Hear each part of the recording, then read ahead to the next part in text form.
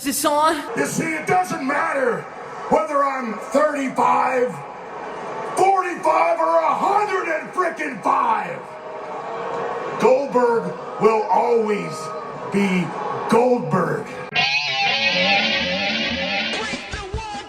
Hey everyone, welcome to another episode of What's Wrong with Wrestling. I'm Andrew Bazzano along with Eric Slamilton Hamilton.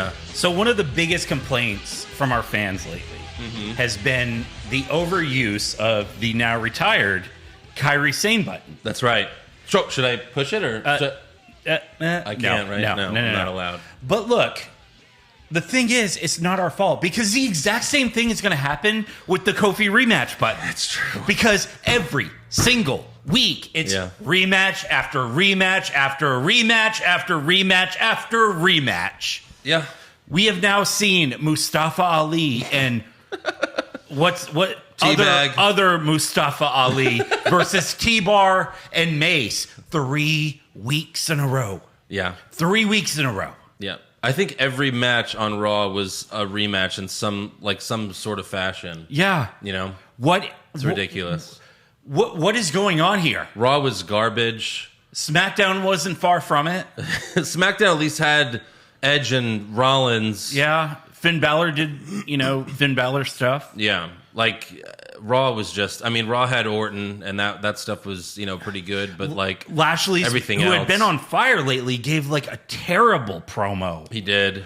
Yes. I felt bad for him afterwards. I'm like, man, I can't even say that you tried here, guy. Man. Maybe he knows he's losing at SummerSlam, so he's just giving up. Right. He's like, man, fuck it. I don't even care. Right. I'm going to lose to a 73-year-old man in front of a crowd at a stadium. Dude, that could be it. Now I'm thinking maybe I should pick Goldberg. I know, right? For SummerSlam. Yeah. Maybe that's why he's so down. Right now I really want to make the shirt that says arrive, get undeserved title shot, leave. Yeah. Hug my son. Hug my bare-chested son. Yeah. Jesus. Oh, my gosh. Oh, man. It's not good. Yeah. Is there anything else we can talk about besides wrestling? Did you see Suicide Squad? The Suicide Squad? Yeah. I did. I didn't see it yet. Oh. Okay. Well, we can't talk about that. I'm hopefully going to see it this week. Yeah. What did you think? I really enjoyed it. Yeah? I really did. So look, it's James Gunn, it's right? James Gunn. He did Guardians of the Galaxy. Right. He's great. The thing is, the way I feel his approach to movies is, here's a playlist I've been listening to. I'm going to make a fucking movie around it. Right. Because the soundtrack's so good. Yeah. Even in the opening song, the beginning song, the first song that they play is... I think it's called Friends Who've Died or something. Uh-huh.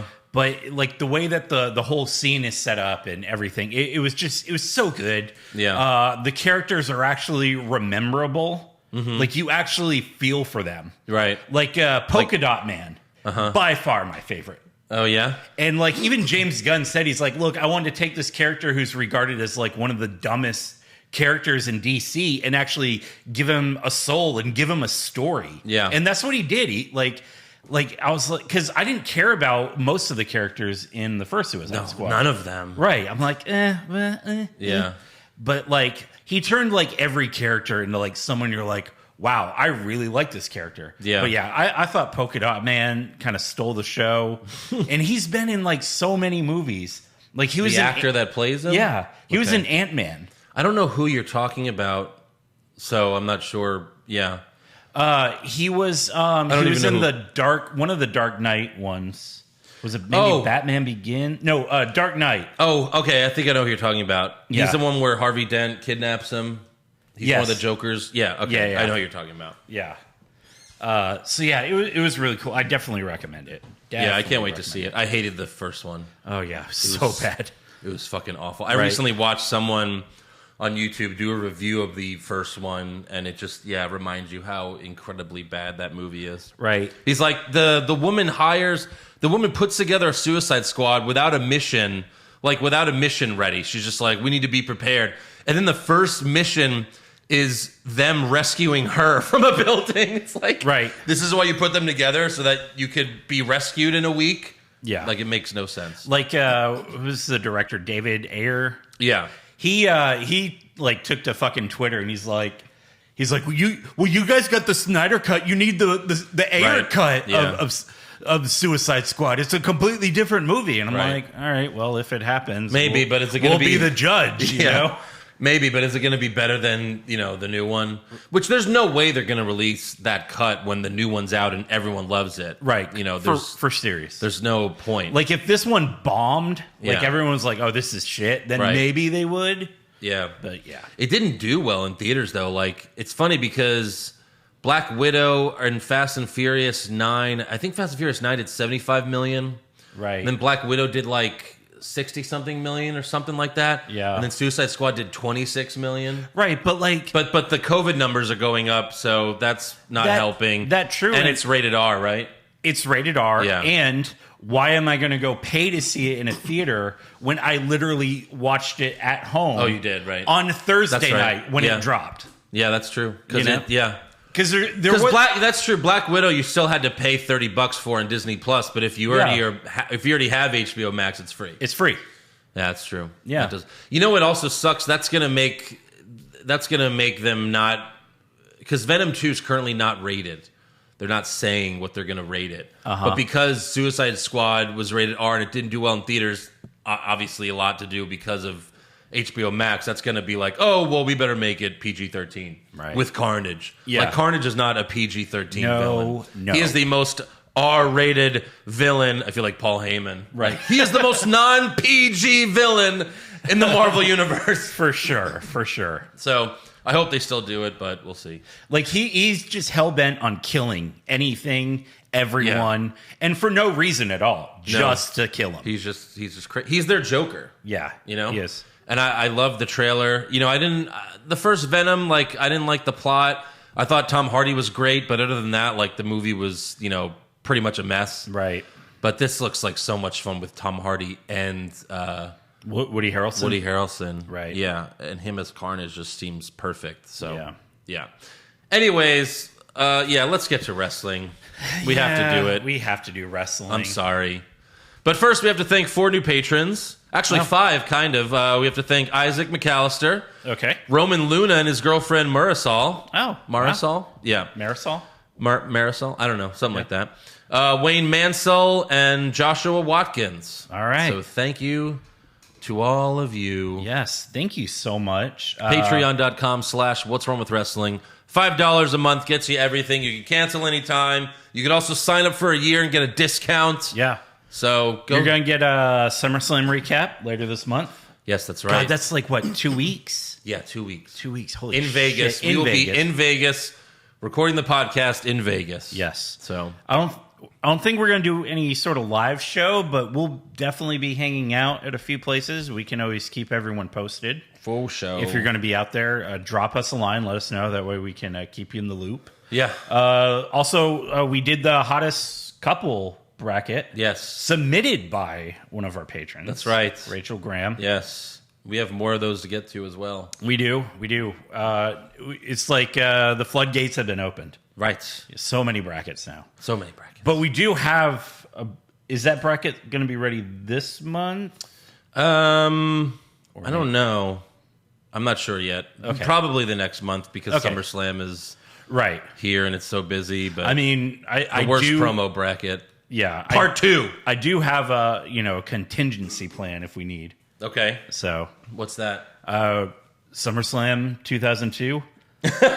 Shawn Michaels versus Hulk Hogan. Oh, that's 2005. Oh, 2005. My yeah. bad. Yeah. Right. Yeah. SummerSlam 2002 was great. Yeah. Triple H versus Shawn Michaels. Right. Yeah. SummerSlam 2005, where HBK magnificently. Thank you. I'm Josh Reese, everyone. Oversold everything. Yeah. That Hogan did. That's right. Yeah. Because fuck that guy. Fuck that guy. Yeah. Who likes Hogan? Yeah. Crazy people. All right. So SmackDown starts with Sasha. Roman. No, Sasha Banks this What? week. Yeah. I know. This is weird. Believe it or not. Wait, I'm sorry. SmackDown doesn't start with Roman Reigns? What? That's good. Yeah. SmackDown also has a CGI robot too now. Because The future of wrestling is robots. Yeah, like Robo WrestleMania. Remember? Yeah, totally. The Jetsons WWE movie. Yeah, Big Show, blast from the past, shows up. Oh my God. Holy hell. Who was the main star of that movie? Big Show? Was it Big Show? No, Big Show was the villain. Who was like the hero of the movie? I don't even remember. Was it John Cena? They got like Maybe. John Cena and Sheamus. Yeah. I think Sheamus might have been there. But yeah, that's right. The future of wrestling is robots. Look at the movie Real Steel. Yeah. Clearly, that's where it's going to be. Oh, God. Yeah. So yeah, I think like Fox was like, hey, USA got a robot. Why can't we have a robot? Hey, where's our robot? Where's our robot? So yeah, Sasha gets to the ring. She says, I came back for my spotlight that I deserve. She laughs about attacking Bianca Belair last week, and she says Bianca would be nothing without me. Bianca was crying before our match at WrestleMania because she was standing across from the greatest of all time.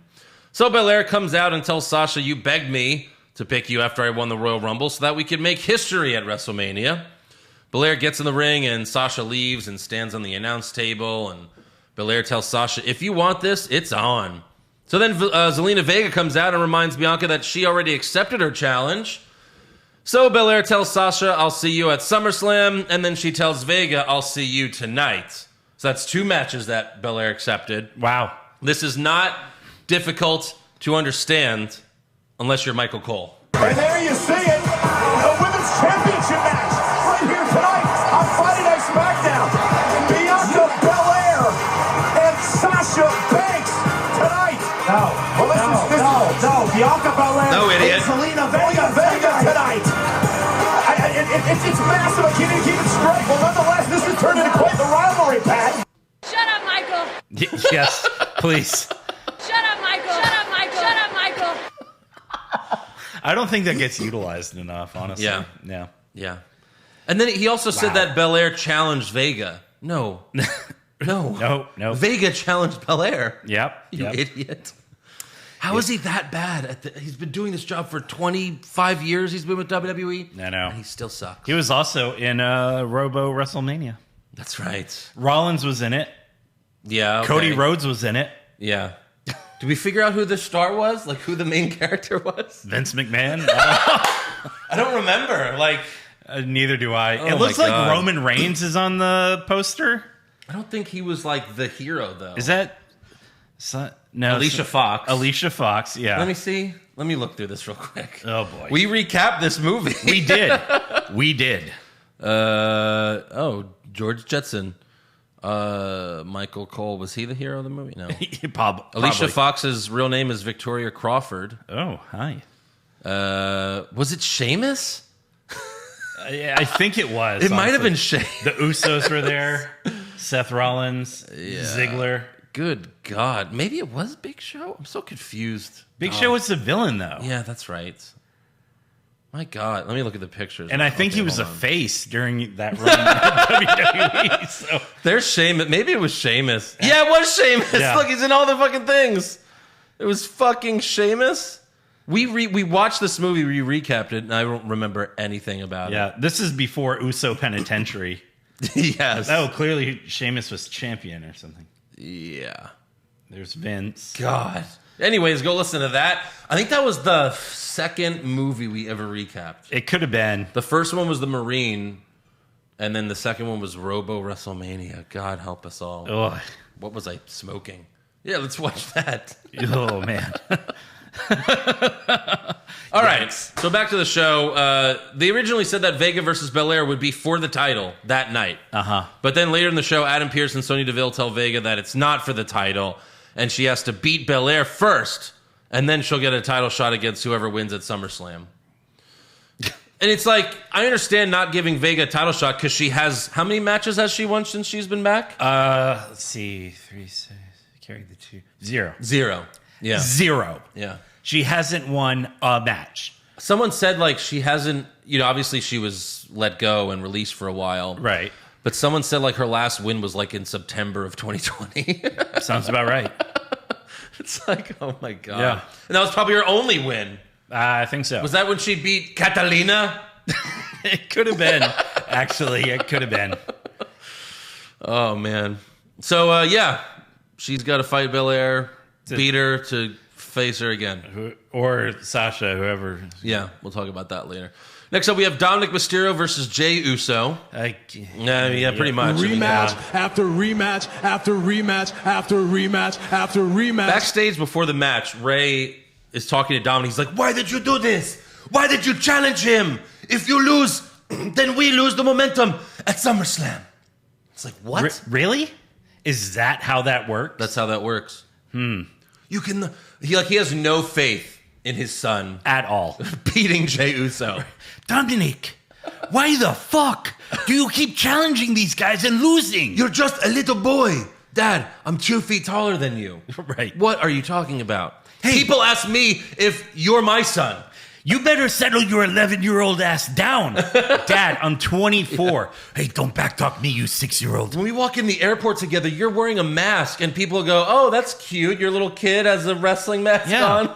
Dad, I carry you in a baby Bjorn.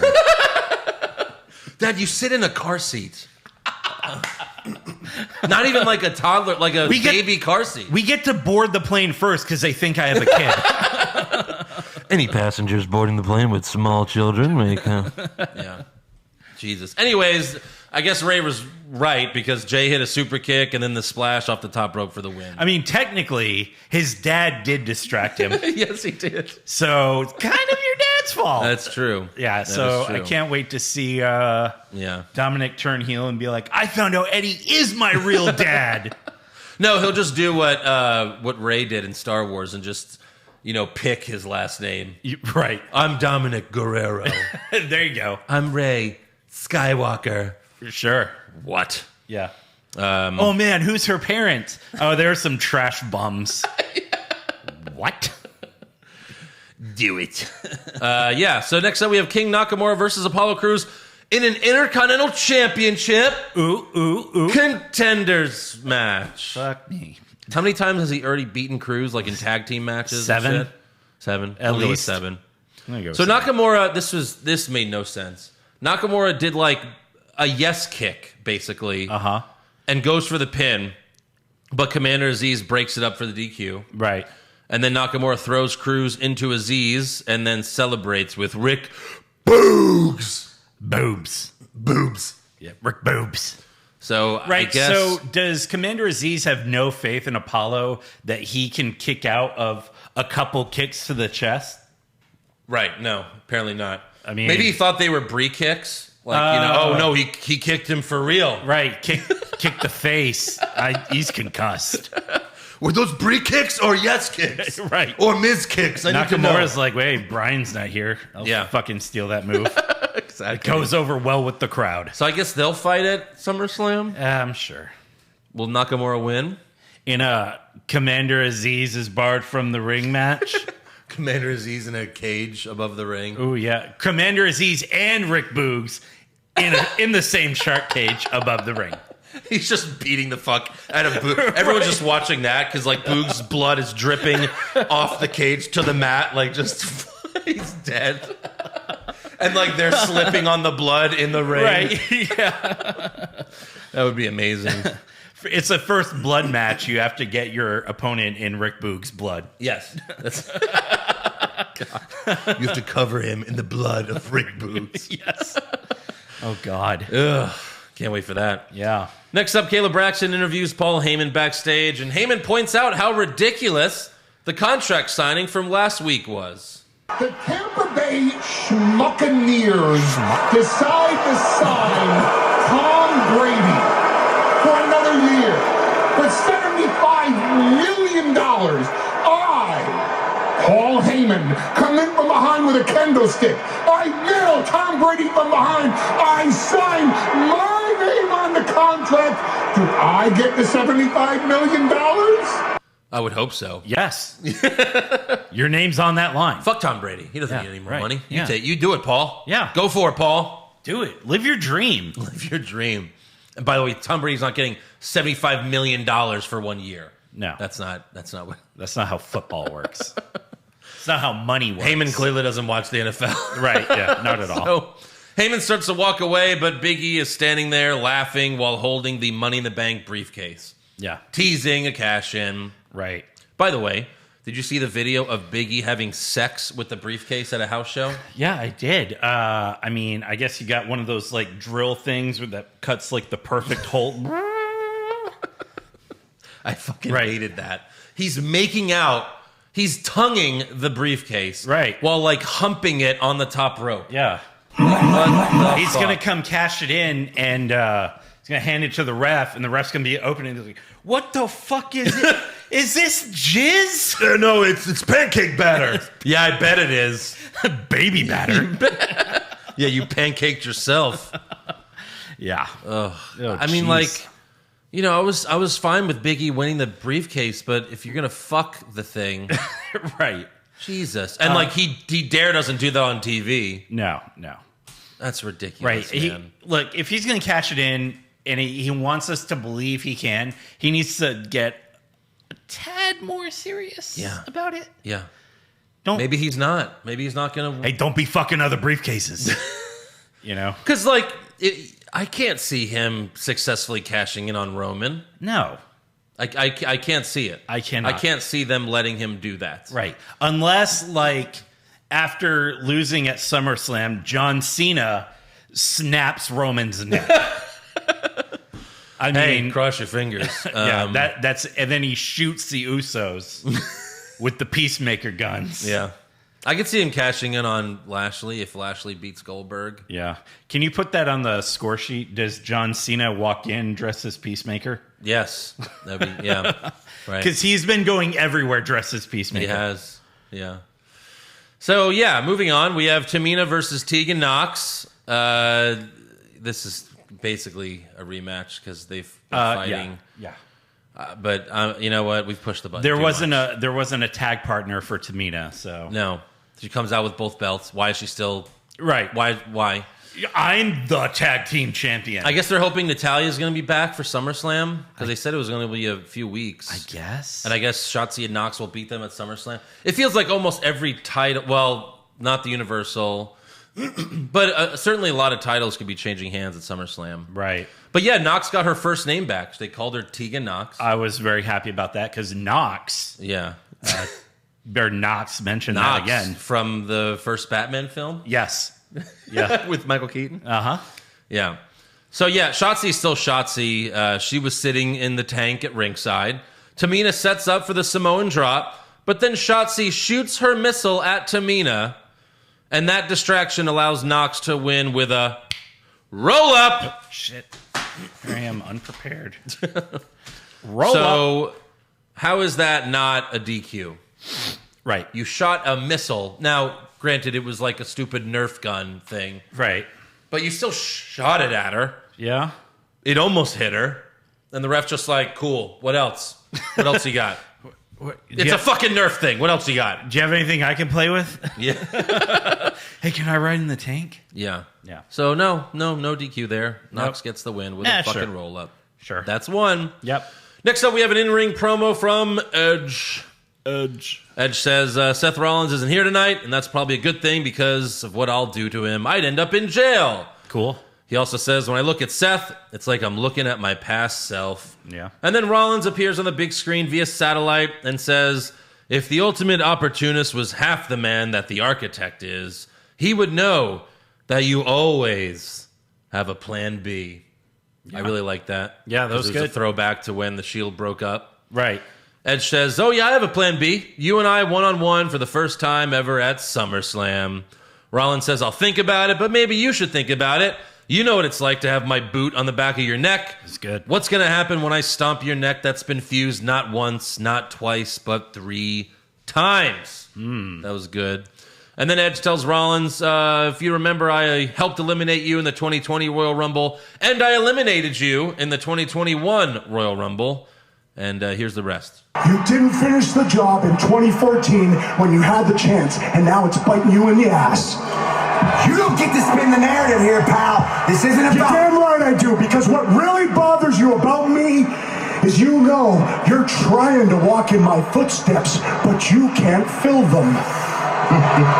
Because at the end of the day, You're just Edge light, kid. No, shut up! Shut your mouth! That's it, I've had enough! I've had enough! I'm not a light version of you! I'm not a light version of you. I am better than you in every single way, and you know it.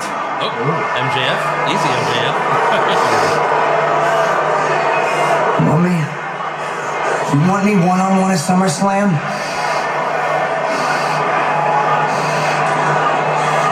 You're on. Buster. It was really fucking good. That was a great segment, and they finally made it official. Right. So, yeah, they were both really great in this segment. So, and that's the match to look forward to. You know, if you think about it, SummerSlam. like Edge always called himself the ultimate opportunist. For a long time, he had the best cash in, you know? Yeah. John Cena survives the Elimination Chamber match. Yep. Edge comes out, beats a bloody Cena. But Seth cashing in mid-main event at WrestleMania. Yeah. I mean, JBL still said it best, you know, heist of the century. Was that no? It was JBL. JBL, right? Yeah, JBL said. Oh, heist. okay. Yeah. Yeah. Sorry, I thought you said JR. I did say R.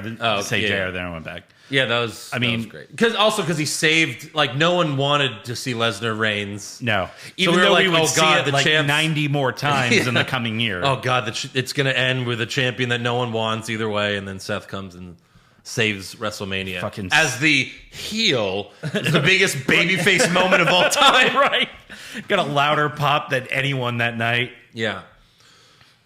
So great segment. Can't wait to see. It won't even matter who wins this match. No. Because it'll be great. It will. Yeah.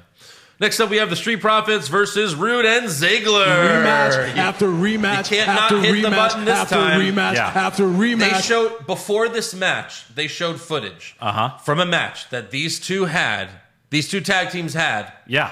in January. Hey, remember in January? Yeah. When these guys fought? Yeah. No, I fucking don't. Okay. Well, here's them fighting again in January, Right. And then again a couple more times in February, then March a few more times, And then one of them got injured and had to go away for a little bit. yeah. Now they're back. Yikes. I thought they were feuding with Chad Gable and Otis. Where are they? Where in the world? Right. Seriously. So yeah. Anyways, Dawkins hits Ziggler with a spine buster, and Ford hits the frog splash for the win. Who cares? We've seen this 1 million times. 1 million times. Mm-hmm. Next up, we have Zelina Vega versus Bianca Belair. Yeah. Sasha comes out mid-match, which distracts Belair, and Vega hits her Hurricane Rana off the apron, which is the best thing she does. Yeah. But which of course, doesn't do anything to help her cause. Right. But Belair hits the KOD for the win. So Vega does not get a title shot. Nope. After SummerSlam. Surprise. And that's it. It's like there's Vega, there's Carmella. Mm-hmm. Like singles wrestlers. That's it. It's like it's the four of them. Yeah. Natalya and Tamina are a tag team. Shotzi and Knox are a tag team. Uh-huh. Like this feud with Sasha has to go on for a few more months because Right. there's no one else. Right. And it can't be Vega because she's never won a match. I mean, Mia Yim just chilling. Yeah. Just That's right. chilling. That's right.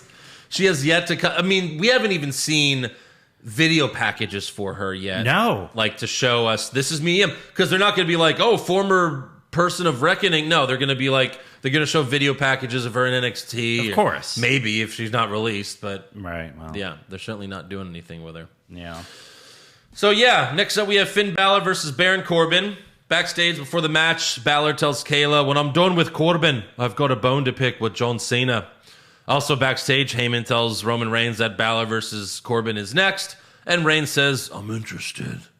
So they get in the ring. Corbin apologizes to Balor, but Balor says apology not accepted and punches him to start the match. Balor wins with a coup de grace, and then he cuts a promo after the match, and this was really good. 3 years ago, what happened last week, I would have smiled and accepted it. But that Finn is dead. This Finn isn't smiling. Yes, no more smiles. Praise Jesus. Was to face Roman Reigns for the Universal Championship.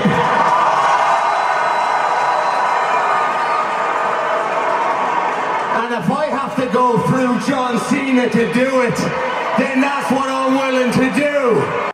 This Finn's not smiling. God bless America. This Finn's not smiling. 4 words we've been waiting to hear on the main roster.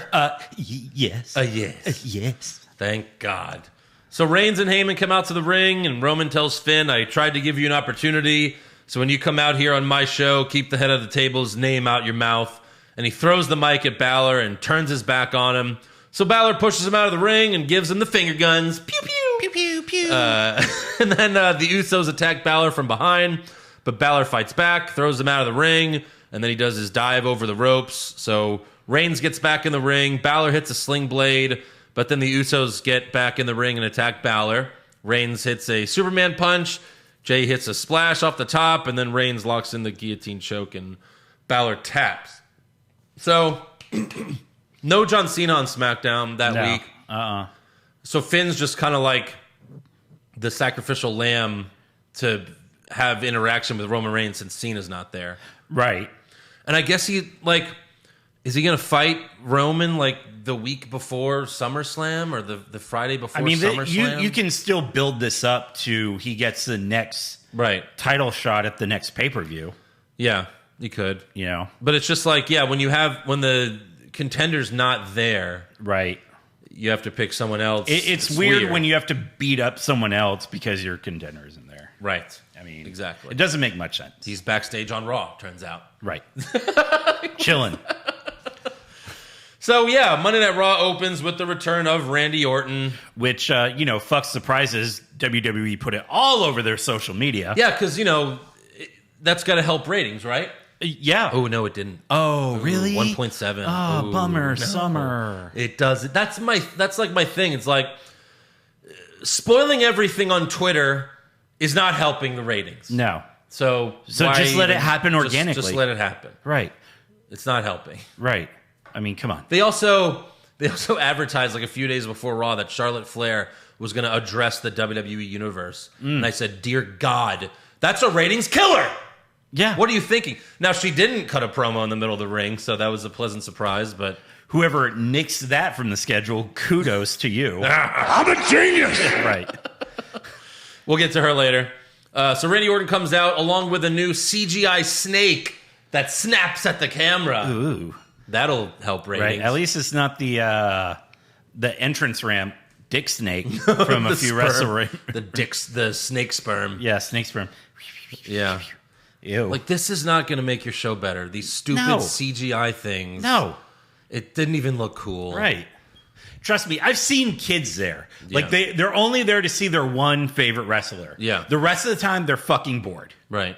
I mean, come on. That's like, eventually, wrestlers are just going to come out in there's going to be the stage is just going to be a giant green screen, so they could do as much CGI as possible. Right. And then the wrestlers are even going to be like in green suits, so they could CGI them too.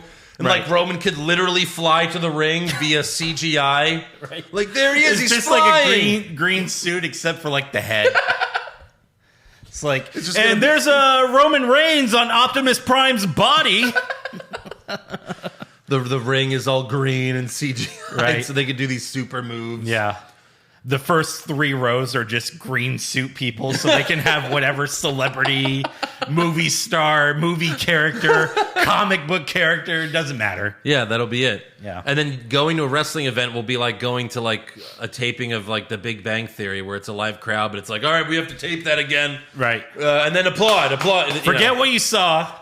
Yeah. All right, go ahead and put on your virtual goggles and get ready for wrestling. Your 3D virtual goggles. Whoa! I could have stayed at home for this. Oh my God! Look, I am Roman Reigns. Oh God, kill me, please kill me. Fucking kill me. Okay, finger poke of doom. I want to lose this title. So, anyways, back to reality. Orton grabs a mic and says, "I guess this is where I'm supposed to say, welcome to Monday Night Raw, Edge." And then Riddle's music hits. And he scoots to the ring happier than ever. Yeah. And he says, Randy, I missed you so much, bro. Randy. But where'd you go? Where'd you go, bro? It's funny I missed how... you. Yeah. like Fucking love you, bro. Bray's thing was calling Orton Randy. Yeah. And now Riddle's thing is calling Orton Randy. Randy. But Randy. he should have named his scooter Randy. He should have. Like Bray named his Pony. Randy. According to us. JoJo's pony was named Randy. What's wrong with Randy? Yeah. So Riddle also mentions his stepdad who went to buy milk 25 years ago but never came back. It's your stepdad. Who gives a fuck? Yeah, like, right. What? Who cares? Who likes their stepdad? Yeah. So Riddle also tells Randy, you're back. We can be RK Bro. Orton says, what in the hell makes you think I would want to team with you again? We had a few matches, sold some T-shirts. We both got a buzz on social media. I was like, Oh, okay. But I work better by myself, and so do you. So Riddle looks like he's about to cry. And he says, does that mean you don't want to be a team with me anymore? But Randy. So Orton says, you and I were, past tense, were a good team. And the fans chant RK Bro. And then out comes AJ Styles and Omos. Oh, the tag champs. Yeah.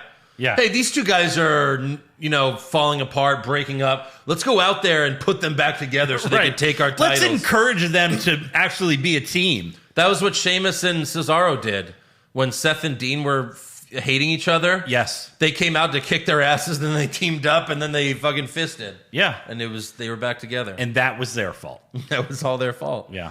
So Styles tells Riddle Orton has used and abused everyone he's ever known.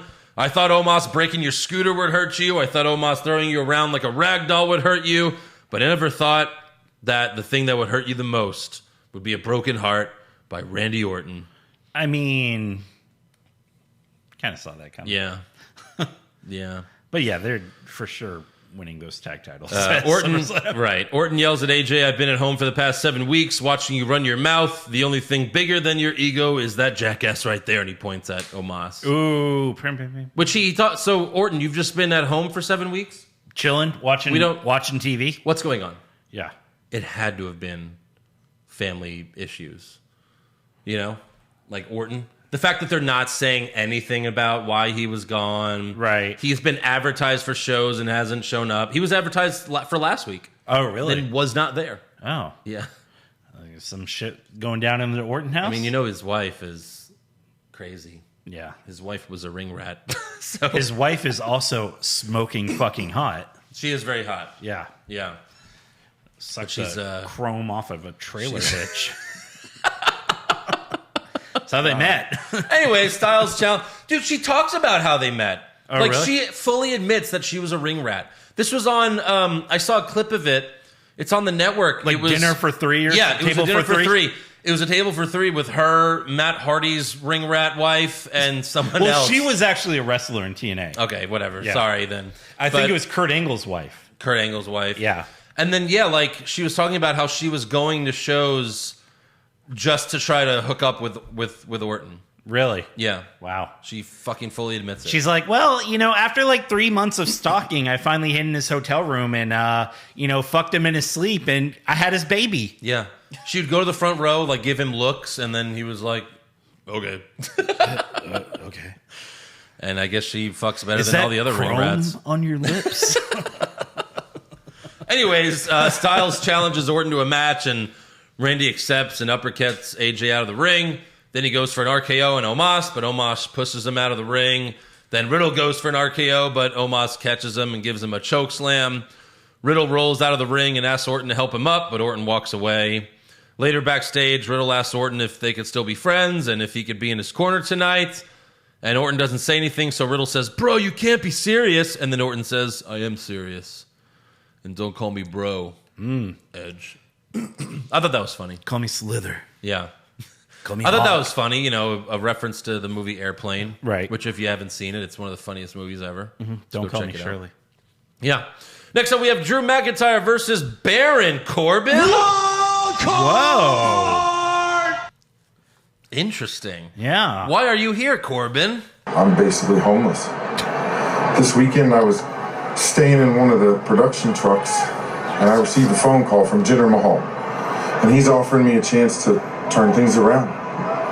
And look, I'm not jumping for joy at the idea of climbing in the ring with someone who can decapitate me with a giant sword, but It's risk versus reward. And I'm running out of options. What the fuck? I'm desperate. So if beating Drew McIntyre will help get me out of these financial troubles, so be it. Sword or not. Sword or not. And if he kills me, then, I don't have to fucking live this life anymore. If he decapitates me, then, my financial troubles are over either way. Yeah. If I beat I mean, Drew, my wife is screwed, but I'm fine. Well, she's getting screwed by someone else. You know who Corbin is? He's Andy from The Office when he got fired. And then he gets, what's his name, to buy the company back. Yeah. And he shows up as a janitor and he's mopping the carpet. Orton is Andy Bernard. Corbin. Yeah. Orton. Yeah. So Corbin came out to his music for 10 seconds, and they cut it off. Yeah, that's all he could afford. But he must be doing better because on SmackDown there was no music. No music, right. This week, or on Raw, 10 seconds of his music. So fun fact, wrestlers have to pay for their entrance music right. to be played? Yes. Oh, God, Apparently. I forgot to slip the production guy at 20. Right. He won't play my music now. I mean, I like this gimmick of his. It's funny, but it makes he's still employed Right. by WWE. He is. Like he's still getting a paid. paycheck. He has a contract. I guess we're like just a guarantee in his I contract. guess we're just supposed to believe that his debt is so bad that Right. even with the money he's making, right. it doesn't matter. he's Like his funds have just been, they just go immediately to the bills. I mean, his $6,000 a day habit, Fabergé eggs. Yeah. His bank account's probably been frozen by the IRS. Or right, yeah. whatever. I mean, So. it. Did you see? They did on social media, like they followed Corbin I'm around. going Like to play that later. I'm going to play that like after it was a documentary. Yes. Oh my God, that shit was so funny. It was so fucking good. Yeah. So Kevin Patrick also interviewed McIntyre before the match, and McIntyre said he doesn't feel bad for Corbin because he's a piece of shit. Yeah. Yeah. Simple as that. He also talked about how he named his sword after his late mother, which is a real shitty way to try to get the fans back on McIntyre's side. For sure. It's ridiculous. And his mom's watching. He's like, "What the fuck?" Yeah. By the way, every time Corbin comes to Raw, he faces Drew McIntyre. May 18th, 2020. Yeah. Corbin comes to Raw, fights Drew McIntyre with Bobby Lashley and MVP watching on the stage. Okay. April 5th, 2021. Corbin fought Drew McIntyre with MVP on commentary. All right. And now, once again, Corbin comes to Raw and he fights Drew McIntyre. His favorite opponent. Yeah. Well, he's beat me twice, so third time's a And charm, right? in April, like MVP and Lashley said, we want someone to take out McIntyre and we'll give you money. That was Corbin. Yeah. So even then, Corbin needed the money. I guess he was so. still the king then. Yeah. So every time Corbin comes to Raw, someone hires him to take out Drew McIntyre. See, we give WWE, we need to give them credit because they planted the seeds. Oh, they planted those seeds. They let it grow into a plant. Yeah. And then they fucked the plant. They literally Yeah, they fucked clearly this knew plant. what they were doing. Yeah. Someone, hey, stop hiring Corbin to take out McIntyre. It fails every time. Every time. I thought Corey Graves defending Corbin was funny because they were talking about how he's poor, he can't shower, and Graves said, no one in Hollywood showers anymore. Because so many celebrities lately have come out talking about how they don't shower every day. Yeah. Someone tried to do that shit to The Rock. Yeah. And he's like, I saw that. Fuck you. He's like, I shower 3 times a day. Yeah, he does. It's like, yeah, when you're at the gym 24/7, you better fucking shower. Cold shower, warm shower, hot shower. Like Jake Gyllenhaal said, like he only showers once a week or whatever, and like a couple other celebrities, and then like people started just going crazy with it. Yeah. Like there was a meme of Tom Hanks, like a fake Tom Hanks quote, and he's like, "I never shower. Get that water the fuck away from me," or something. Or he's like, "If I see water, I'll fucking kill you." Like it was so fucking funny. It was so fucking funny. Right. Oh my God. Yeah. What's up? Like, if anyone could take the best showers, it'd be celebrities. Yeah, exactly. Like, if I won the lottery, I would design a house with a shower like as big as this fucking room. I could just like run around. Yeah.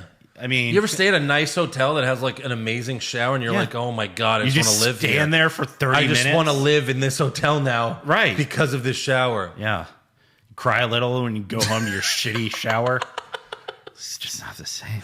I have a walk-in shower, but it's like it's so fucking small. Like it's nice, but it's super small. But yeah.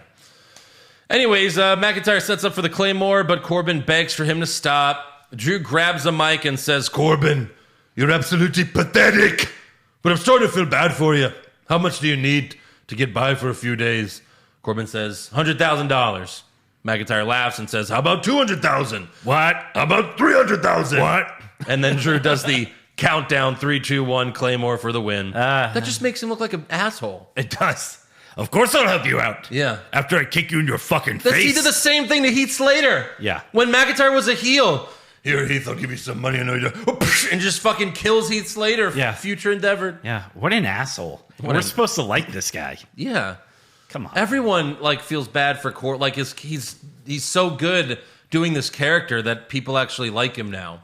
Right. Yeah. So after the match, Jinder Mahal, Veer, and Shanky come out. But I like you You laugh have every to time say I it do every time. Yeah, Like that. it's like the end of days. Yeah. Although Corbin doesn't hit the end of days anymore because he never wins. Corbin's at the end of days. Oh my God! What if Arnold Schwarzenegger like shows up and brings him back? Right. Just because his finisher is the name of his movie from 2004. One of his shittiest movies. I never even saw that one. No, you didn't miss anything. Yeah. So yeah, Mahal and his boys come out, but then McIntyre grabs his sword and they back off. Like that was it. Yeah. Like they just come out. He's still got a fucking sword. That's it. Yeah. All right. He still has the sword. He's still willing to go to jail for murdering us. I guess we can't attack him. Yeah. Also, I want to point out former WWE writer Brian Gewirtz tweeted, new idea free of, he was a writer for a long time in WWE. Yes. He said, new idea free of charge. Corbin demands another loser eats dog food match, which he intentionally loses just so he can eat again. That was fucking great. That's great. That was great. I like how he put free of charge. Yeah.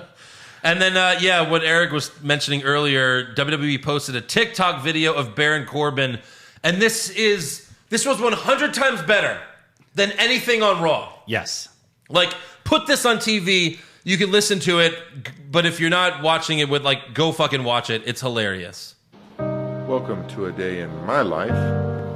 After hitchhiking to work, I simply tried to go in and be on time and was sent away by a security guard that I've known for years.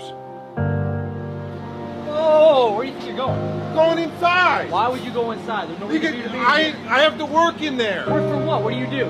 That's me on the truck right there. That is not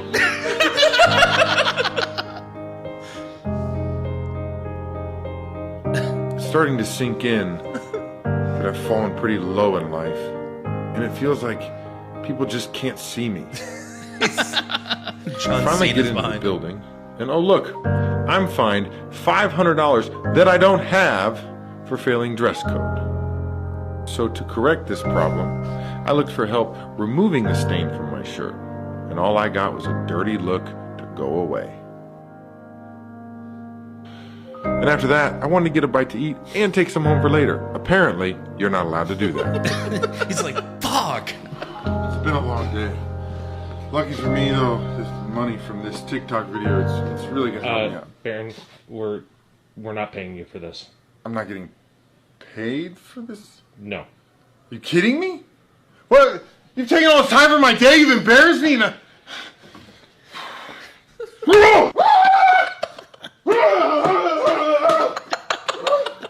Super Slam Saturday?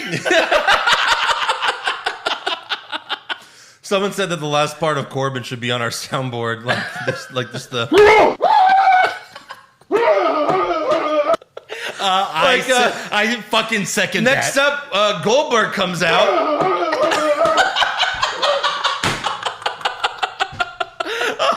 Sold. I'm fucking sold. I have to.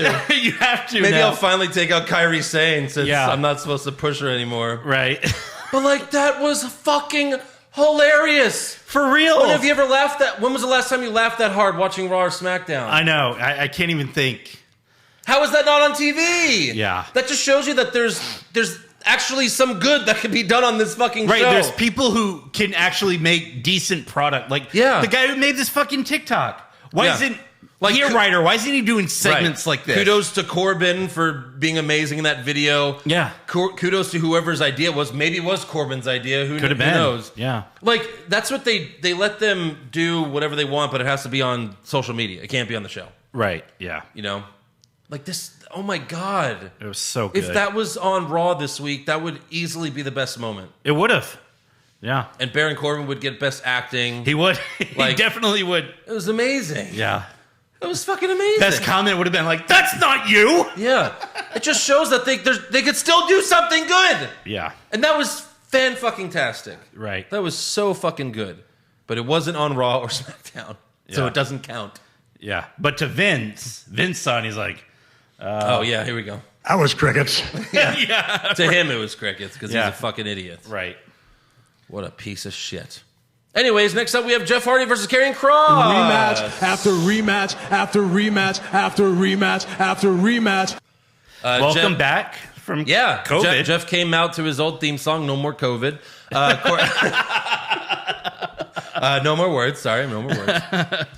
Kross cut a backstage promo holding the lamest looking hourglass. It looks like they fucking just got it at Toys R Us. Yeah, right. After, like, when they were going out of business, Toys R Us is like, this is all we have left. Oh, this hourglass.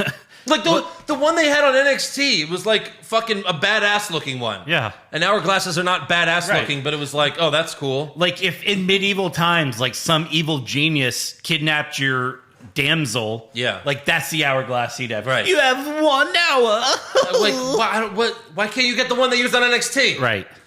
Next week they're just gonna get the one out of like fucking like Scrabble or Yeah. something.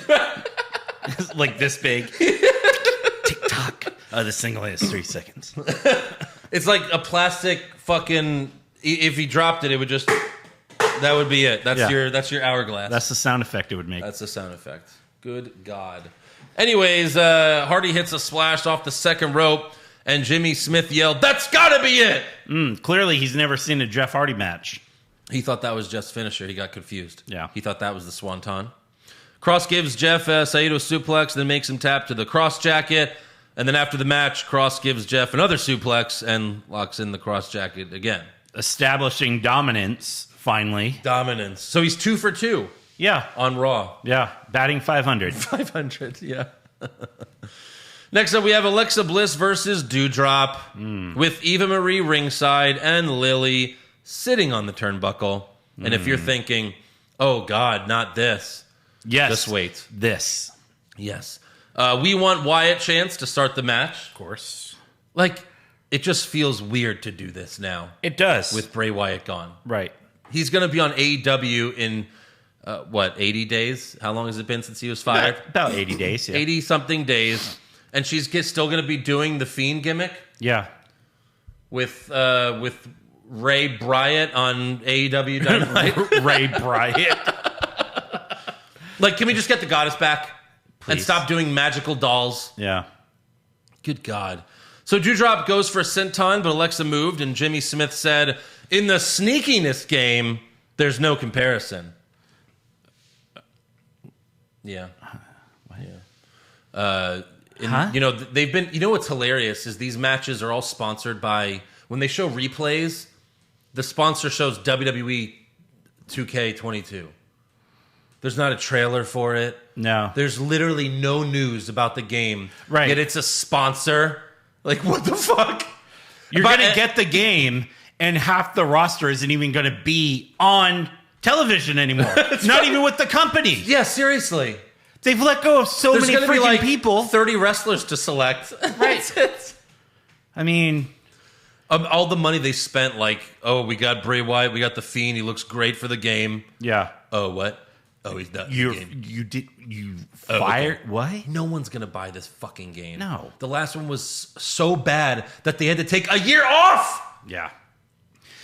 They had to come out with a WWE Smash Bros. Smash Bros. Yeah. Battleground or yeah. I finally played that because it was free on the PlayStation Network for like PlayStation Plus. PlayStation Plus. Yeah. It's garbage. It's trash. It's fucking trash. But you can throw people to an alligator. Yeah, great.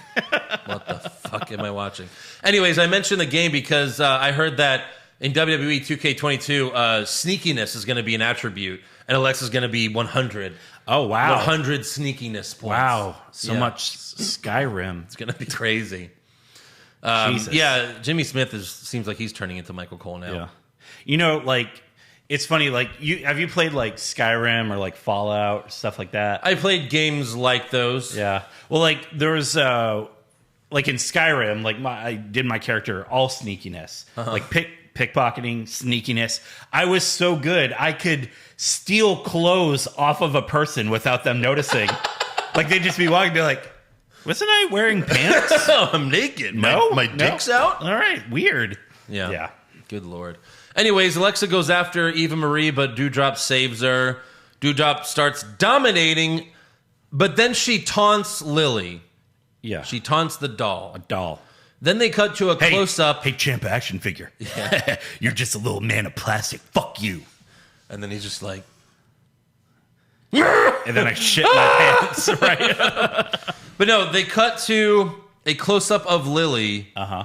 and she winks. Let me say that again. Lily the doll winks. Stupid,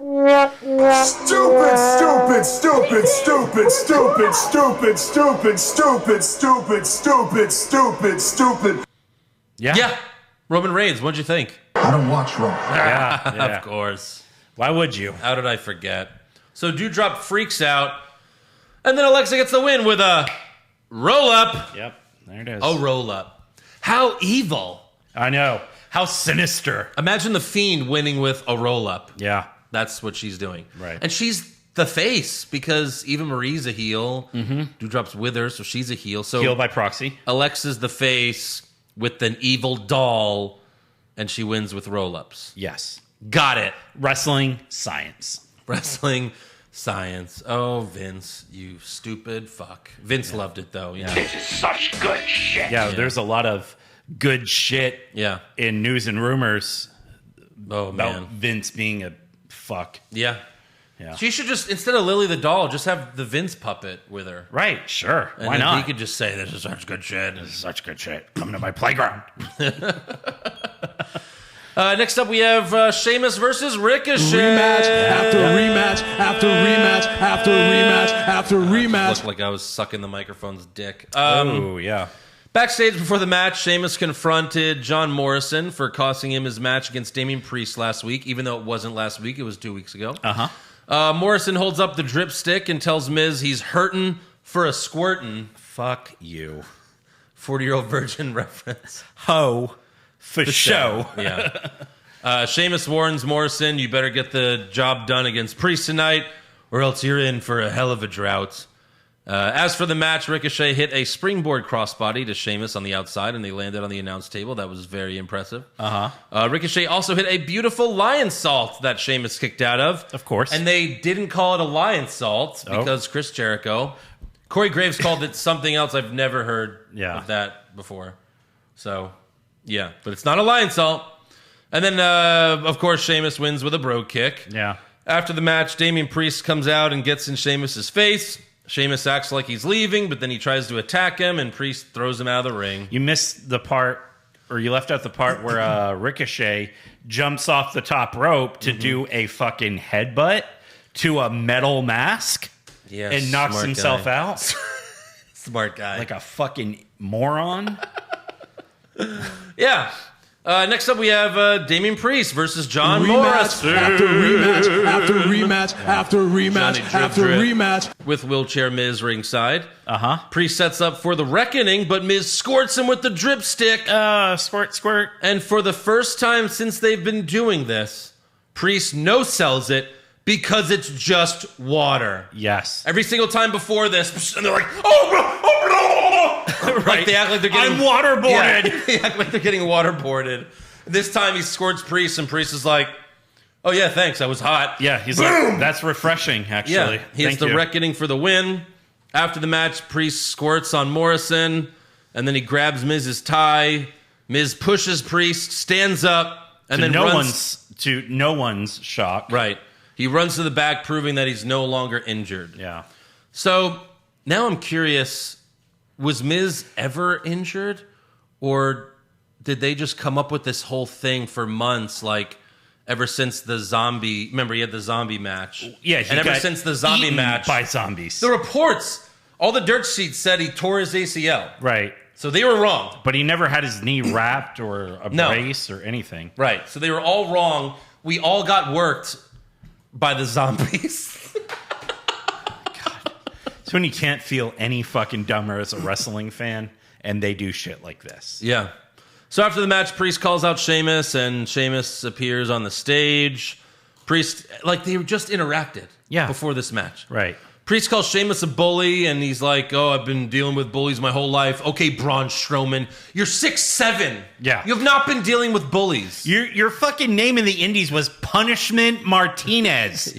Who was bullying you? Right. You were the bully. Yeah. I think we very much know you were I've the dealt bully. with bullies my whole life, because frankly, I was one. Just like Braun Strowman, 7 foot tall. Yeah. Oh, people bully me. Okay.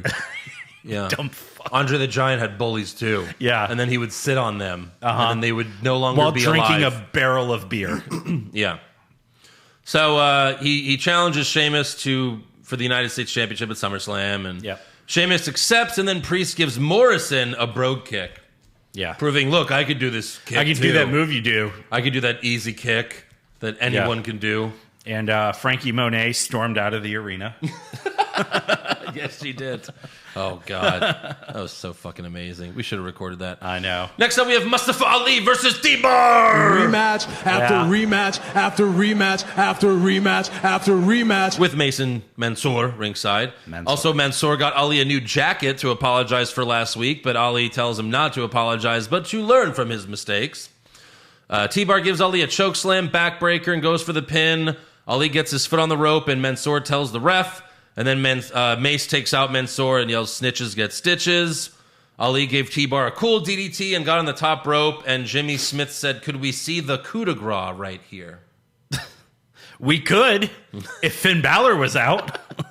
Now, look, I know the definition of coup de grace is like final blow to an opponent. So technically everyone has a coup de grace. But when a wrestler's finishing name is the coup de grace, you can't call everyone else the coup de grace. Like how when you had a wrestler named Reckoning and Damian Priest couldn't use that name for his move. Hit the lights! He hit the lights!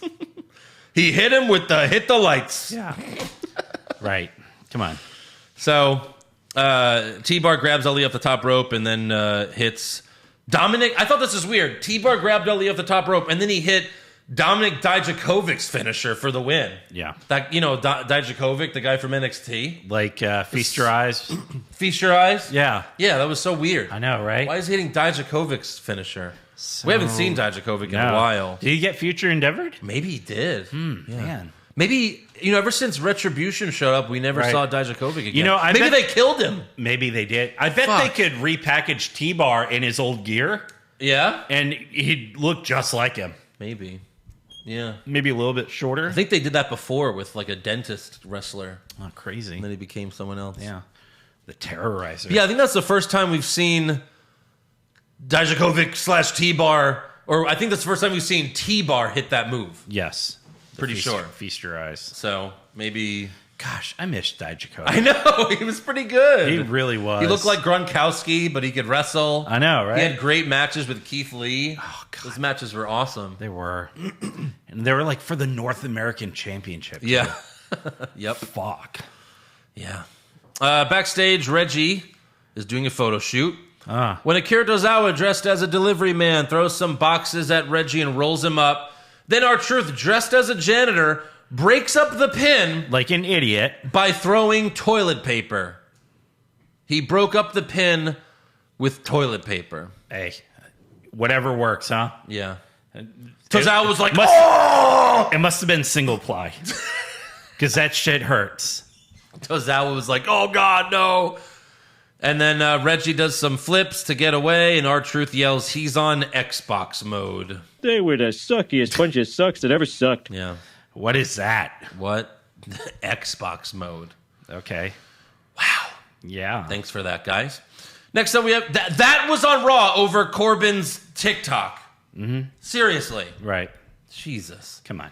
Next up, we have an in-ring promo from Bobby Lashley and MVP. with piped in fake cheers for Goldberg. Because no one's fucking chanting for that old piece of shit. MVP says if Goldberg shows up to SummerSlam, his career is over. If only that were true. I can't wait to start so many anti-Goldberg chants. I know. In Vegas. Yeah. It's going to be so much fun. MVP says getting a spear from Goldberg is like being hit by a Mack truck. The only thing more devastating than a spear from Goldberg is a spear from the Almighty. Then MVP addresses Goldberg's son, Gage, saying after SummerSlam, you and your dad can have all the father-son time you want. And then Lashley addresses Goldberg, saying, do not let your son watch SummerSlam, because at SummerSlam, Bill, you're not next, you're done. That line's not bad. Yeah. But it's not true. It's not true. Not in the slightest. God damn Far from it. What a shame.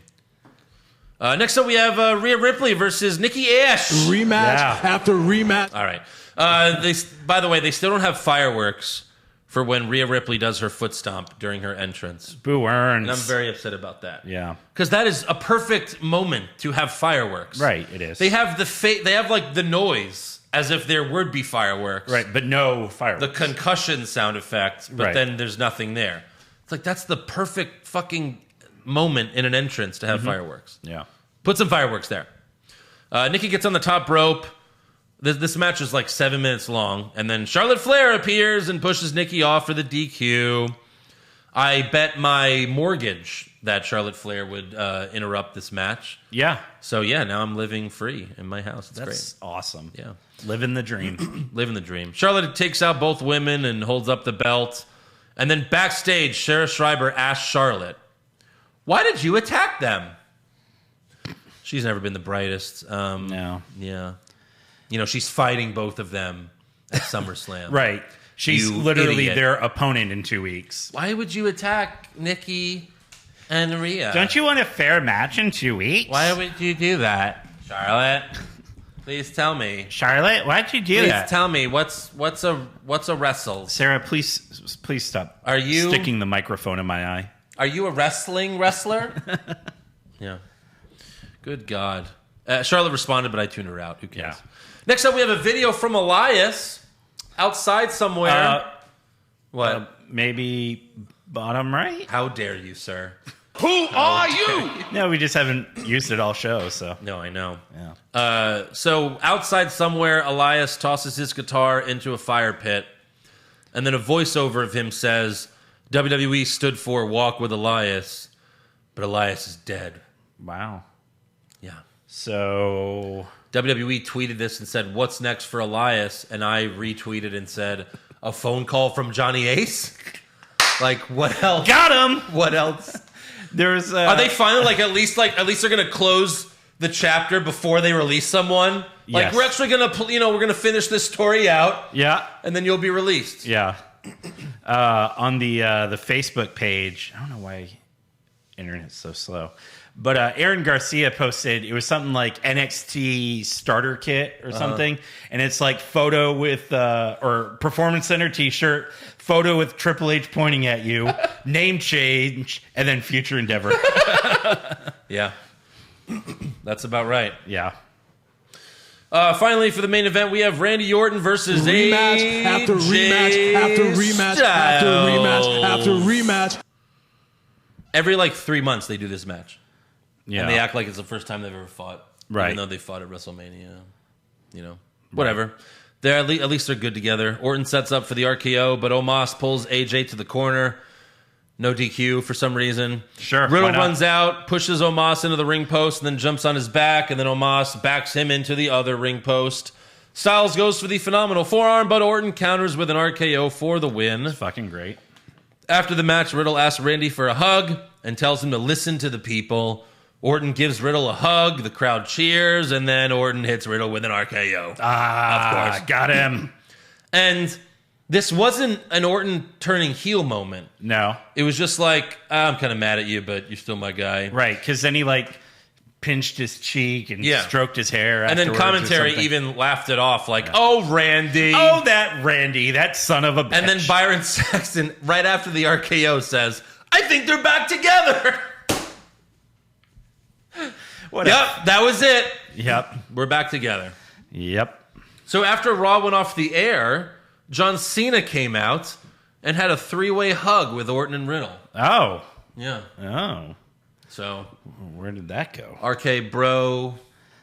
You can't see that, you RK can't Bro. See me, RK Bro? I don't know. And then he teamed with Damian Priest to beat Jinder Mahal and Veer. What the fuck? Not even Shanky. Okay. Shanky, you stay right there, Shanky. Shanky. You stay. like, why not all three of them? Come Yeah. on. It's John Cena. Right. Please. How many times has he beaten Jinder Mahal? Like 1,000. So yeah, John Cena's out Raw, not on the show, not on SmackDown. Strange. Yeah, so weird. They're paying him to be there just for the 5-minute dark match. Yeah, send the crowd home happy. Yeah, sure, that'll do it. All right, it's time for awards. Who is your worst dressed? Worst dressed was Seth Rollins. I what was can't that? stand those Butterflies on his suit? pink butterflies on a green suit. Yeah. You schmuck. I had Nikki Ash. I'm still not down with the superhero bullshit. I got it. Best dressed? Zelina Vega in street clothes. Okay, all right. Okay. I'll Here. also take Zelina Vega in her ring gear. I'll allow it. All right. Almost a sweep it? Basically, It's a sweep. It's a sweep it. Worst acting? Lily the doll. Wink. Dear God. Wink. I'll allow that, yeah. I'm taking Jimmy Smith. Yeah. I noticed him way too much. Uh-huh. Saying a lot of stupid shit. Best acting? From worst to first, Seth Rollins. Sweep it. Yeah, he was great. Worst comment? I think they're back together. Yeah, that's really bad. Yeah. I had Michael Cole getting confused. Sasha Banks versus Bianca Belair tonight! Right. And then McAfee's like, that's SummerSlam, you fucking idiot. Best comment? You're edged light, kid. That was great. Super good. I had Rollins when he said, always have a plan B, because was- I like the callback to the Shield. That was great. Worst match? T-Bar and Ali, or Mace and Ali. T-Bar and Ali. Yeah. I had Alexa versus Doudrop, because Magic. Super Right. slow-mo match? I had Alexa versus Doudrop for Super Okay. Slow-Mo.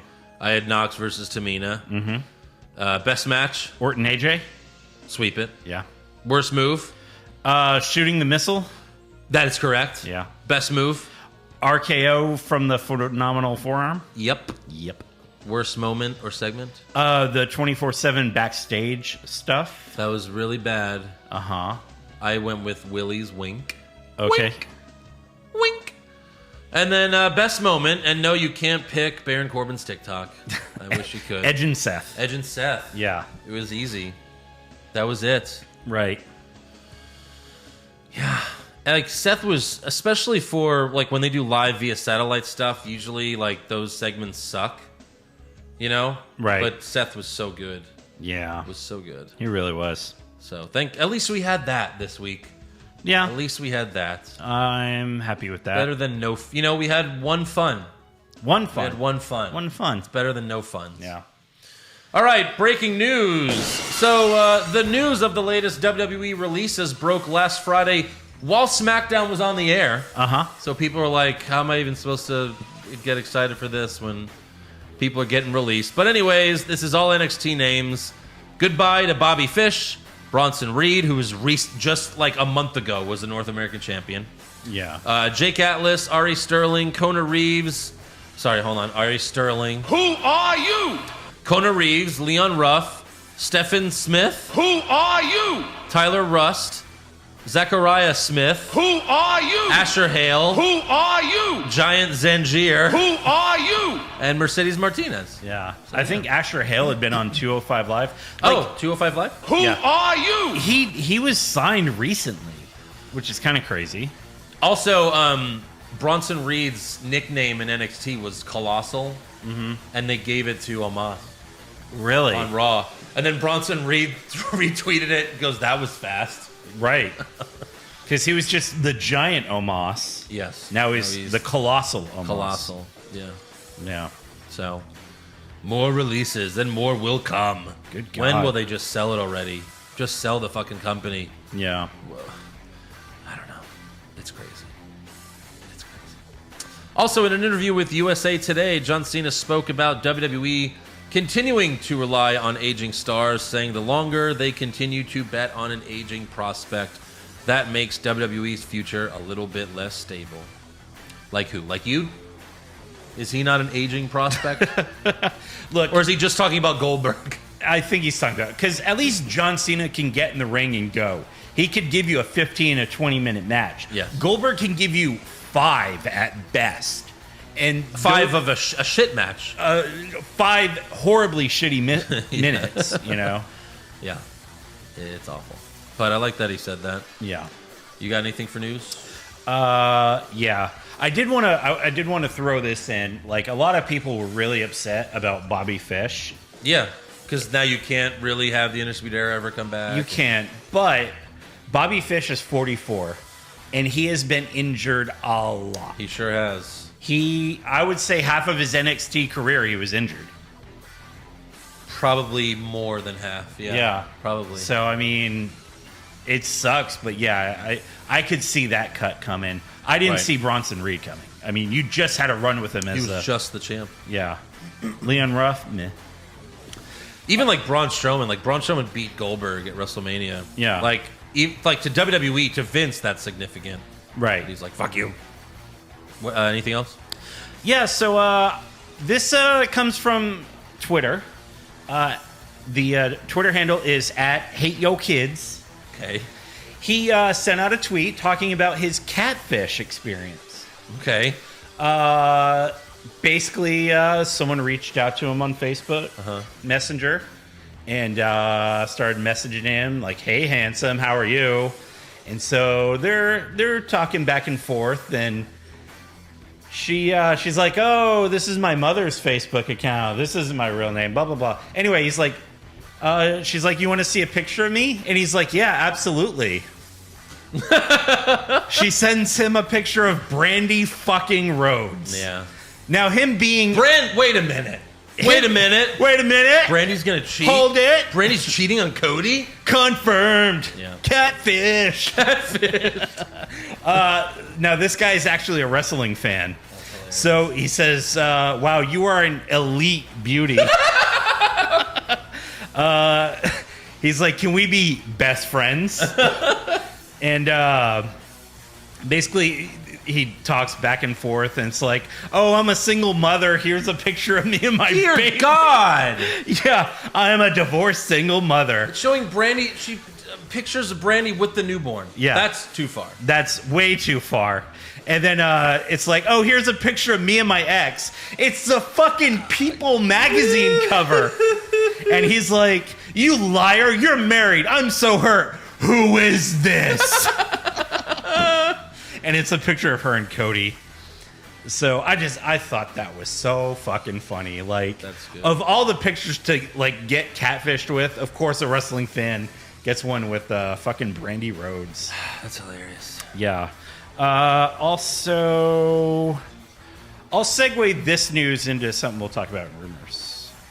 Hit it. Oh wait, actually I do have Okay, go ahead. one more. It was going to be such a cool transition. I know. You were like, we'll talk about it in rumors. Then I was like, hit it. I'll say it again. So you All can right, say we'll do it later. All right, so you know how in the past at WrestleMania they've done like the fan access tour, stuff like that? Yeah. With meet and greets. So they're doing something. Meet and greets and skeets? Meet, greets, and skeets. Usually you get the skeet. Yeah. I hug Alexa and then I skeet. Yeah, exactly. Or Seth Rollins hugs you and then he skeets. Right, Good Seth? Lord. No. So they're doing something similar at SummerSlam. But there are a few restrictions. No, you have to wear a hazmat suit. You have to dress like you're Walter White in Breaking Bad, making meth. Few restrictions because of COVID. No hugs, handshakes, or physical interaction with any WWE superstars, which also makes sense because there's some cringe-ass photos. I hate those photos of some fans. Right. Fucking nerds. But squeezing the life out of poor Alexa Bliss. Here's the kicker on this. No personal items can be brought to the event. You get a pre-signed 8x10. So you can be there, but you might have COVID, so no hugs. But don't bring your poster because your poster has COVID? Yes.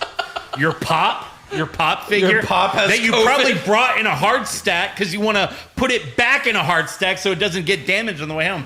So yeah, they're doing these with Rhea Ripley, Jeff Hardy, Drew McIntyre, Charlotte, AJ Styles, and Omos, The Miz, and it's $150. It's $150 to be like, Yeah. hey, They've gotten more expensive. and they're like,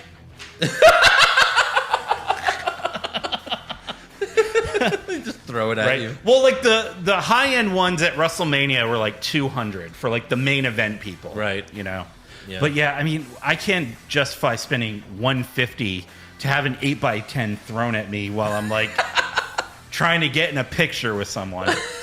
Yeah. Right? They're you know what they're gonna use? They're gonna use that fucking fish tank that Michael Cole was in for a while. Yeah. They're gonna bring that to wherever Or they just they're doing take this. your picture in front of a green screen and they're like, we'll just Photoshop Right. you there. You know. Okay, now hold out your arm like this. All right. How would you like to hold Alexa if you could hold Alexa in real life, you fucking creep? Oh, like this? Like this? Like you just put her on my face, just riding my face. Yeah. Yeah. Jesus. Who is that? One of our pops, they passed out. Yeah. We're talking about Alexa. That whole side's going to fall down in a few minutes. Probably. So Yeah, just have Alexa bending over and then just like her ass right at my crotch here. Yeah, that's perfect. It was Rhonda. She's gone anyway. Oh, that's right. So yeah, the other thing I have we'll talk about in rumors because it goes with it. Hit it. Perfect.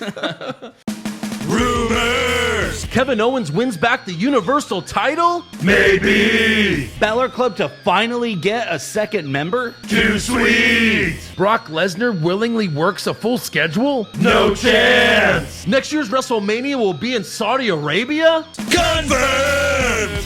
So what do you got? Oh wait, I thought you were gonna no. So apparently the NXT cuts.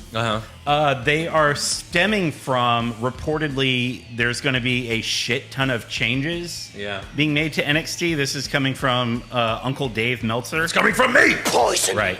It's coming from me. I love you. It's coming from me. Yeah. Wait, changes? Yeah. So that means Vince. Hang on a second. I just had an epiphany. I'm going to inject a lethal dose of Poison. into NXT. Yeah. So apparently Paul, Triple Levesque. H, and Shawn didn't have anything to do with the cuts. It was all Vince McMahon, Bruce Pritchard, and John Laurinaitis. Of course.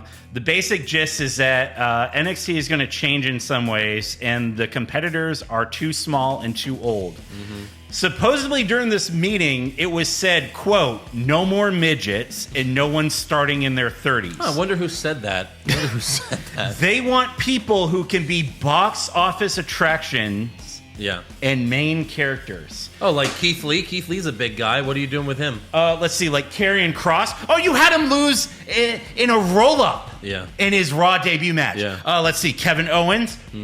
Bobby Roode. Yeah. Let's see, who else? Bobby Roode's not a box office attraction. He looks great. Looks like $1 million. He does. Yeah, I mean, the problem is when they go to the fucking main roster. So, like, it doesn't matter how big they're going to be on NXT. You're going to bury them. Who's bigger than Keith Lee? And they buried him so many times. I know. It's insane. Yeah.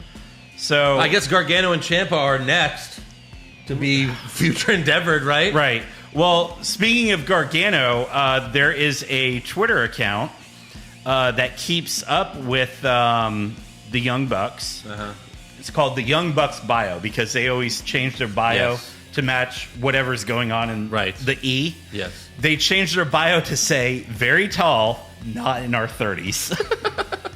And Gargano liked that tweet. Nice. So, kind of interesting there. But yeah, I mean... There were a lot of people online saying that Gargano and Ciampa ruined NXT. Did you see that shit? Yeah, are you fucking It was like, high? you mean the best match they've ever had in NXT? The like, best the feud best in wrestling feud? since Rock Austin? Like, yeah. Are you Seriously. serious right now? Someone called Ciampa and Gargano the greatest wrestling story ever told, which is what I was calling it during the time. I Right. was like, this is the greatest. Every week I'd be like, the greatest wrestling story ever told. So Yeah. So thank you to that fan. Clearly they're a patron member. Clearly. Yeah. But yeah, we'll see. We'll see what's in store for NXT. God Right. help us all. Yeah, seriously. Also, Fightful reported that Bray Wyatt's hiatus had nothing to do with mental health issues and that Wyatt is 100% able to wrestle. They also say that he was originally going to return to Raw this week. He was scheduled to return August 9th on Raw. Wow. To set up SummerSlam, like a SummerSlam match. Right. There's another rumor that said he was going to fight Finn Balor at SummerSlam, like Fiend versus Demon. Because they fought a couple years ago. It was Fiend versus just Balor, but then it would be Fiend versus Demon. It's like, that would have been awesome. Well, would it though? Because neither of them could take a loss, really. You can't have Balor lose. Lost so many. The Fiend has lost, though. He has. So many times. But after a 9-month hiatus almost? Yeah. Well, not 9 months, but it would have to be 6-month hiatus. We're talking about something that's not happening. But it would have had to have been Balor getting his revenge, as the Demon on the Fiend. For sure. But it's not happening. Balor's also said he doesn't want to do the Fiend anymore. Not the Fiend, the Demon. The Demon. Yeah. Well, it's not your choice. You schmuck. You schmuckaneer. Schmuckaneer, yeah. Yeah. Also, PW Insider reports that Becky Lynch will be backstage at SummerSlam. Whoa! But won't be on the show. Whoa. So, thanks. Then why? Then why? To say hi to people? Yeah, to watch her hubby wrestle. Yeah, so Vince can bury her newborn? That's it. Literally. Yeah. Literally, babies are a problem. Just look at my sunshine. Good God. Who are you? Any other rumors? No, that's all I have. All right, then it's time for fan questions. Uh-huh. Ben Van D, how close are we to sucky $5 Corbin? Wow. I wish I could say that was the first of the only one of those, but no. Brandon Hill, you'll see. Brandon Hill, I'm in the month of August 2019, and the show is still somewhat decent. I disagree. Yeah. But dear God, Natalia is straight garbage. I agree. Actually, he put straight garage, but I think he meant garbage. Oh, is that... She is straight is garage. That Josh's alias Patreon? It could be. Yeah. Chris Dibburn, Andrew, I'm sure you know that we share a birthday with Fred Durst. What do you think of his new look? I did not know that. That was like a wig. It was? Yeah. Yeah, that was fucking weird. Yeah. But the facial hair was real, right? Maybe. I don't know. Yeah, he looked weird. Something like That's that. all I gotta say. People were freaking out because Fred Durst brought a fan on the stage and he was wearing a Britt Baker shirt. Uh-huh. And they were like, and like the tweet was like, AEW's taking over. Because a fan was wearing an AEW shirt at Limp Bizkit from 1999? Yeah. Good Lord. AEW is everywhere. AEW. Right. The whole crowd roared into a frenzy of AEW chants. Yeah. Tony C, will you have a review of the Suicide Squad movie? Well, yeah, I mean, basically we kind of did already. Eric did it for us. Yeah. I can't wait to see Spoiler free. Spoiler free. Spoiler free. Joey Montez, not a wrestling question, but Pushfire Berry comedies. Hangover, Superbad, and Step Brothers. I think I'd have to do it in reverse that order. I'd have to push Step Brothers. Yeah. Bury Superbad and fire Hangover. I would bury Hangover, fire Superbad. How dare you? I know. God damn it. But McLovin. I know, but we're the three best friends that anyone could have. They're three great movies. They really are. They really are. The first, if you said The Hangover 2 or 3, easy fire. Of course. But the first one it's really good. Yeah. Pop Culture Junkie is Vince continuously bringing in Goldberg just as a way to keep screwing with Bret Hart since Goldberg is the one who ended Bret's career. Sure, maybe. Okay. That's probably one of the reasons. Right. Paul, Corey Graves said on Raw he would follow Eva Marie to the ends of the earth. Isn't he worried his girlfriend Carmella will be watching Raw? No. Why would she watch Raw? Their relationship isn't canon. That's right. Adam Wilson, why does WWE feel the need to have every person who talks about Nikki to also say ASH, not even Nikki Ash? They say every letter individually. It's obnoxious and serves no purpose to her gimmick. I think the reason why they do it is because Nikki Ash sounds too much like Nikki Ass. Right. That's why they go. Because she's also wearing like a blue thong over gold tights. Yes. So yes, she is. But when they say almost a superhero, Nikki ASH, Yeah. that's dumb and redundant. Yeah. That's right. Nikki ASH, almost a superhero. Yeah. Right. Ryan Hensley, long random post. But do you guys remember where you sat at WrestleMania 34? I remember you saying there was a dude dressed as Reigns, and I was sitting one row next to him. Someone was giving him shit after Reigns lost, and I remember you guys talking about it. I looked behind me and up the stairs, and I could have sworn it was Andrew talking shit to him. Yes, it was, Ryan. Could have been. Well, of course it was, remember? Well, we were in the lower 100s. Yeah. So, like, if you're facing the stage, we were on the left side of the stage. Yeah. And we were close to David Arquette. Took a picture with us. But yeah, that was us. I mean, like, we were totally giving that guy shit. And when Reigns lost, I literally gave him the finger right to his face. Like, yes, because he was a grown man wearing a Roman vest. But he was a good sport about it. But it was amazing. Yeah. I was just like, fuck you.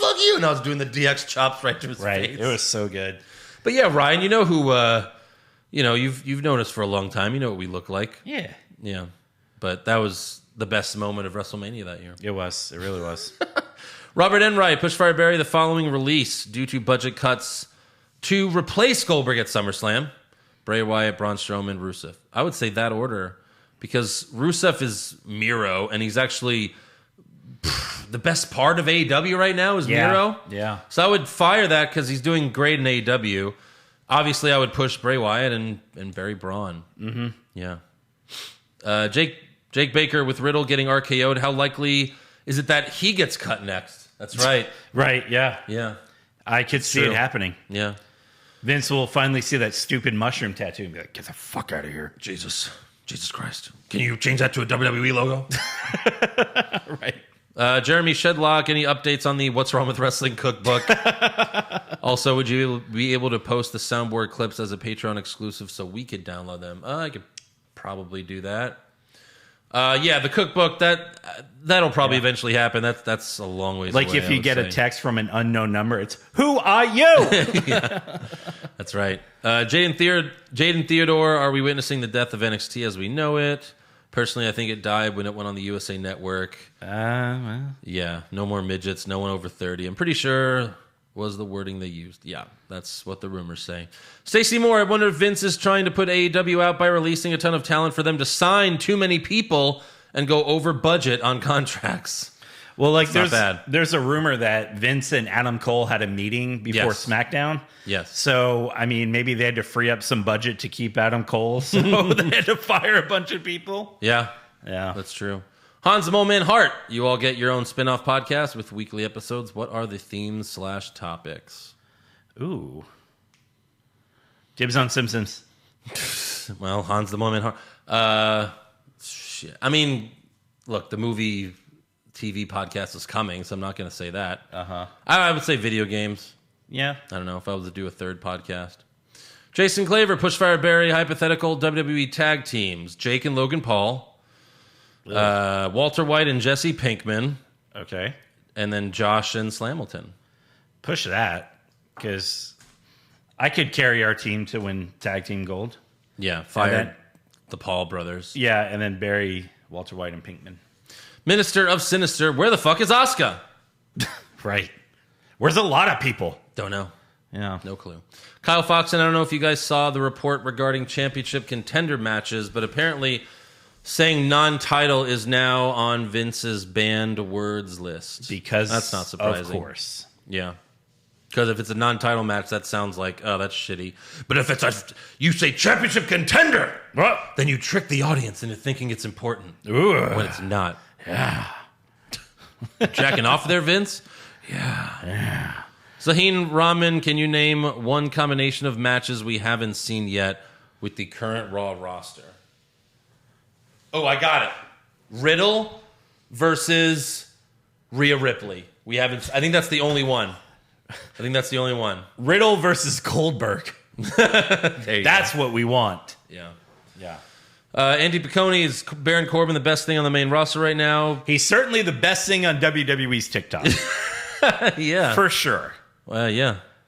Jimmy Scooter, how long until Corbin is blowing dudes for money in a bus station bathroom. Wow. That's another one. Angelo Boniello. You gonna change his name to Blowin' Corbin? Yeah, Blowin' Corbin. Angelo Boniello says, to answer Jimmy Scooter's question, I owe Corbin $3.50. Oh, God. Bust a nut. $3.50. Wow. It's not bad. That's a cheap blowjob. Yeah. Mr. Slapnuts, Pushfire Berry ideas that made Vince declare, I'm a genius. making all matches 2 out of 3 falls. Oh, God. 2 years ago. Renaming the War Raiders the Viking Raiders, or having a feud against God himself. Push that. Ugh. I mean, it's all bad. Push that. Fire 2 out of 3 falls matches and bury Viking Raiders. Sure. Stone Cold Savage. You get to resurrect one wrestler from the dead, and they're at their prime, and you get to push them on Raw next Monday. Who you bringing back? Crash fucking Holly. Brings some prestige back to the 24/7 title. Oh my God. I mean, We've anyone had you bring back from the dead, what are they? They're going to be fucking Yeah, that's true. buried. But Macho Man, we've been asked this question before. Yeah. And Stone Cold Savage, we're bringing back Randy Savage. Yeah, we are. It's always been that. Yeah, I can't wait for him to be fighting Sheamus at SummerSlam. Yeah. for the United States title. Yeah. Oh yeah, he would never be champion nowadays. No. This is be like, you can't understand him. He's stupid.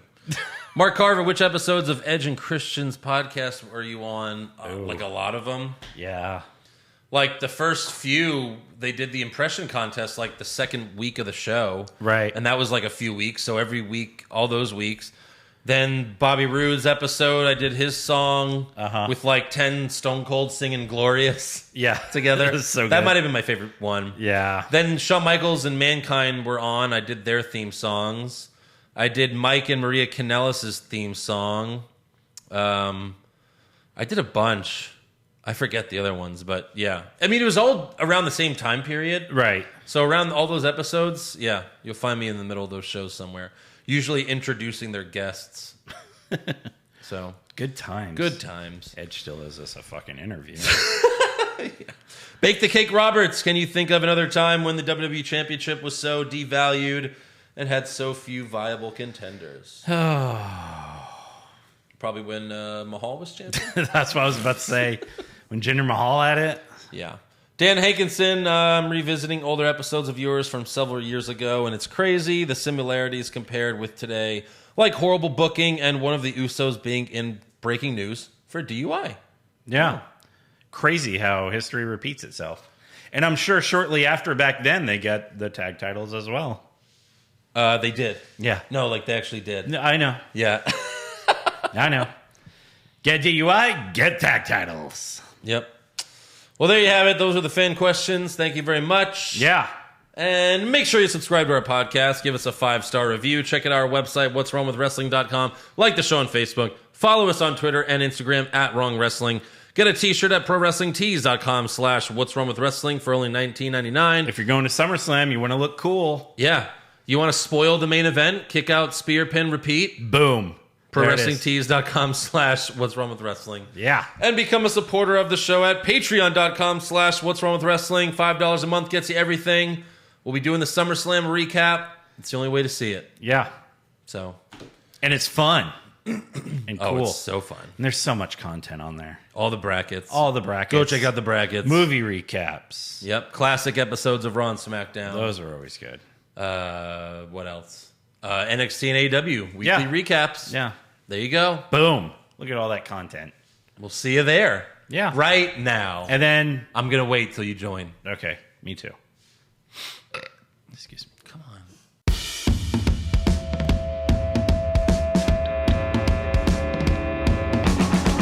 What's wrong with wrestling? What's wrong with wrestling? So much wrong with wrestling. Oh no. And he's always right. Don't you dare have a different opinion. He sounds like Stone Cold Steve Austin. It kinda looks like Kevin Owens.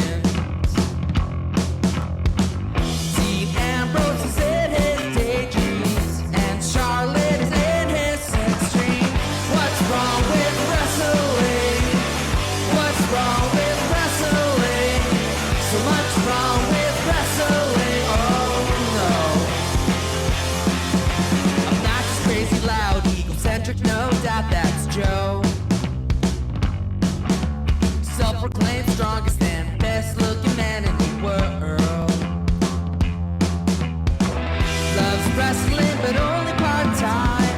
He's drunk, big players, pretty sublime, yeah. What's wrong with wrestling? What's wrong with wrestling? So much wrong with wrestling, oh no. Every third most loved, and he can't really hold in his piss. He made hashtag push Eric Gallo push him off a cliff. He doesn't think Stacy Keebler is that high, and we almost forgot Josh. He's just a troll.